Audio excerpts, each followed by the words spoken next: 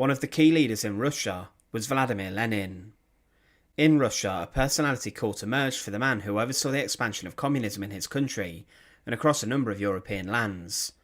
Despite the system being rather oppressive, dictating how people should live their lives, Lenin's ideas led to reform, and he became the head of state. It was also the Bolshevik government that executed the former Tsar and his royal family, and Lenin was seen as a revolutionary. But Lenin, despite in many people's eyes being a hero, did encounter a number of health problems in his final few years, and when he died it did take a number of people by surprise. He had been ill, having had a number of strokes, but some people believed he was recovering, but then he took a turn for the worst. Join us today as we look at the painful death of Vladimir Lenin. Remember to support our channel, please make sure to subscribe. In Lenin's early life there were two events which were traumatic for him. Firstly, his father died in 1886, but then in May 1887, his eldest brother Alexander was sentenced to death and hanged for participating in a terrorist bomb threat that threatened the life of Tsar Alexander III. His brother had been given a number of chances to recant his ideas but refused to do so, and it's believed his brother's execution was one of the biggest drivers in Lenin's radicalization. From this he chose a Marxist approach to live his life, and became involved in the political belief, and was part of a number of student protests. He was thrown out of Kazan State University, but then completed his studies in law at St. Petersburg University. He became more involved in revolutionary propaganda and the spread of Marxism, and in December 1895 was arrested and imprisoned for 14 months, before he was exiled to a Siberian village for his radical ideas. He married in 1898, and after his exile ended, he travelled through Russia and other European lands, visiting Zurich, Munich, Prague, Vienna, and even Manchester and London. He had founded a pro-Marxist newspaper whilst in exile, and he wrote a number of books at the time before he settled on the alias Lenin. He was an active part of the Russian Social Democratic Labour Party, and in 1903 led the Bolshevik faction following a split with the Mensheviks. He continued to travel and participated in most meetings and socialist activities, before he later moved to Switzerland. His writings influenced further communist ideas and beliefs that spread throughout Russian society, and he wrote heavily about Marxist ideas and how wealth and the economy could be driven towards a huge change in Russia. He argued the only way to stop imperialism was to cut off markets in a country's colonies, and through his work he began to develop a Marxist-Leninist ideology and philosophy. As the war continued and Russia became in a mess, Lenin's ideas began to become more attractive. The Russian army was losing men heavily, and the army suffered many defeats, and the country almost came into collapse, which led to the February Revolution of 1917. After the revolution, Tsar Nicholas II was overthrown, and Lenin knew he needed to get back to Russia to seize the opportunity, but he was isolated in Switzerland as the war was still going on. Negotiations took place allowing Lenin to travel through Germany by train, and the German government hoped it would ease political unrest in Russia and hopefully bring an end to the war on the Eastern Front. He travelled to Switzerland before on the 16th of April 1917 he arrived in Petrograd and became a leader in the Bolshevik movement.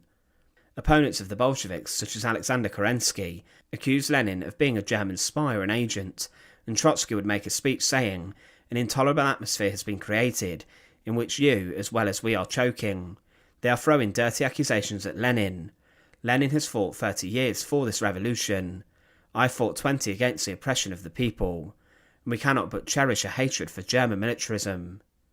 Following the failed Bolshevik uprising in July, Lenin fled to Finland before he returned in October and called for the arrest of the provisional government. The October Revolution changed the world's political landscape, and on the 26th of October 1917, the Soviet governments issued a withdrawal from the war and a decree of land that all land was property of the state and was to be passed over to the peasantry free of charge. They also issued a declaration of people's rights, with Russia becoming a classless society. But on the 8th of November, Lenin was elected as the Premier of the Council of People's Commissars by the Russian Soviet Congress. As the head of the Soviet state, he called for reforming the healthcare system, and that illiterate Russians should be taught how to read and write, but the first thing he needed to do was take the Russians out of the war. As the Germans advanced eastwards, Lenin argued that his country should sign a peace treaty.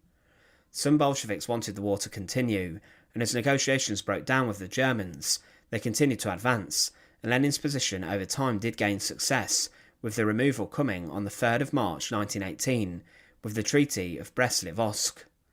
With this, the Russians did lose significant lands in Europe, and as the Bolsheviks lost the elections, they used the Red Guards to disrupt and shut down the first session of Parliament.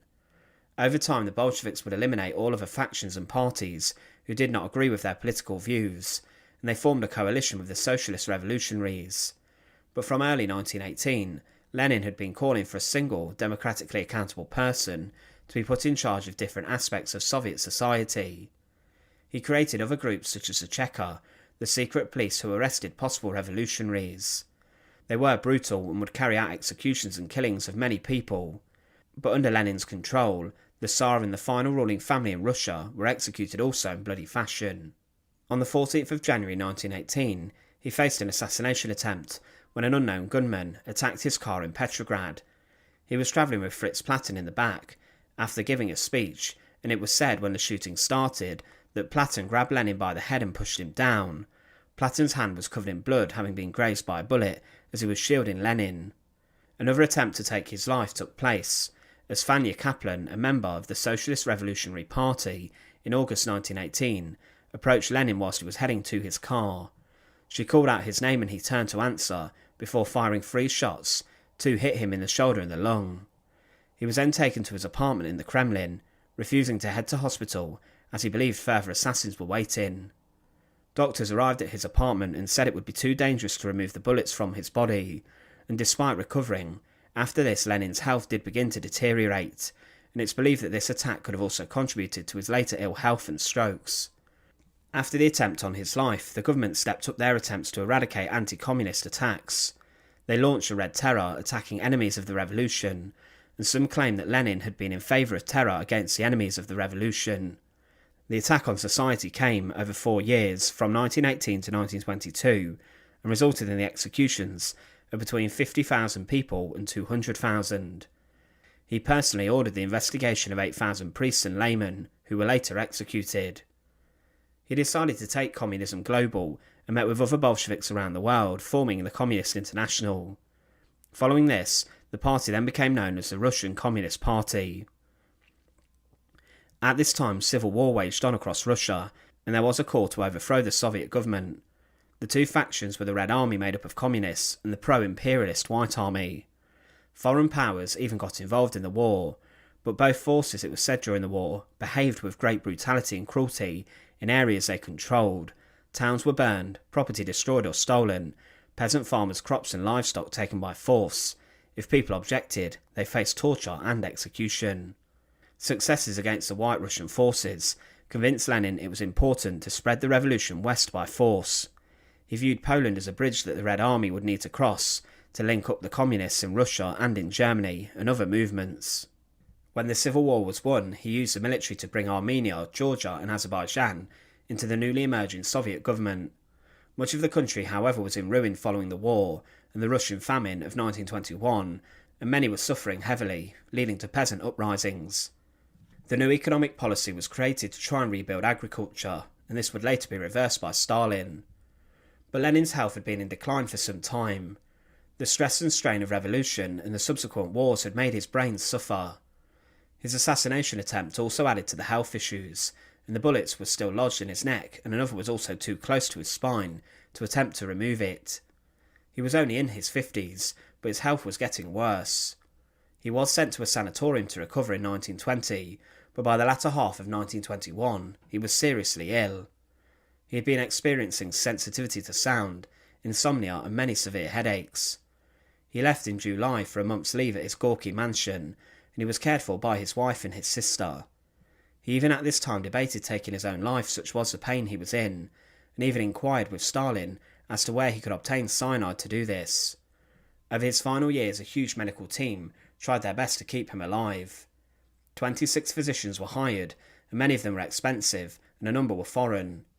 In April 1922, he did have an operation to try and remove them bullets, but his symptoms persisted after, and doctors had no real idea what was causing his ill health. Some claimed he was suffering from cerebral arteriosclerosis, and others claimed he was suffering from syphilis.